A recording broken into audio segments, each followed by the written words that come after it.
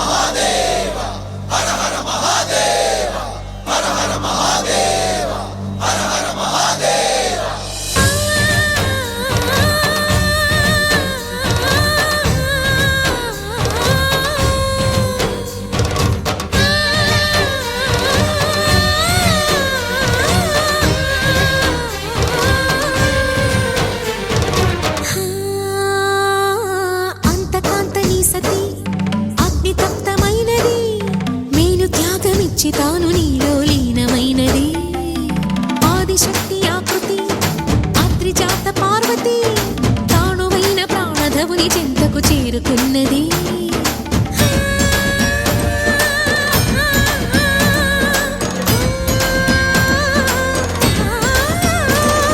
భవుని భువికి తరలించేలా ధరణి దివిని తలపించేలా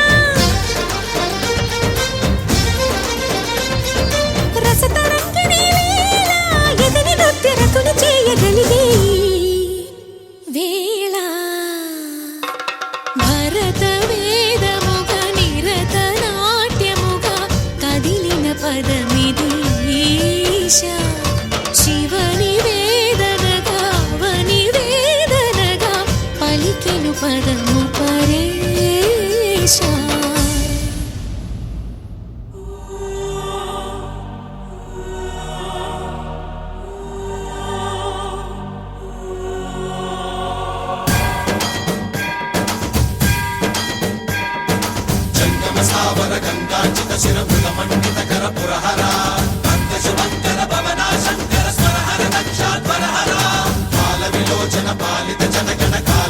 విశ్వేశ్వరా ఆశుతోష అజనాస విశాసన జయ గిరీశ బృహదీశ్వరా హర హర Mahadeva హర హర Mahadeva.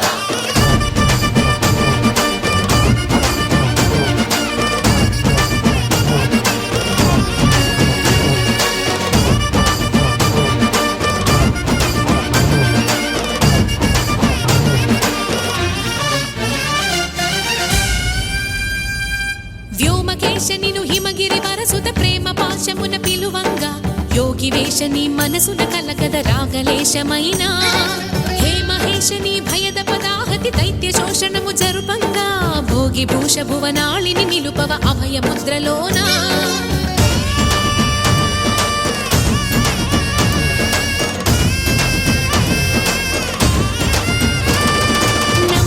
గమకముల నాదాన యమక గమకముల యోగాన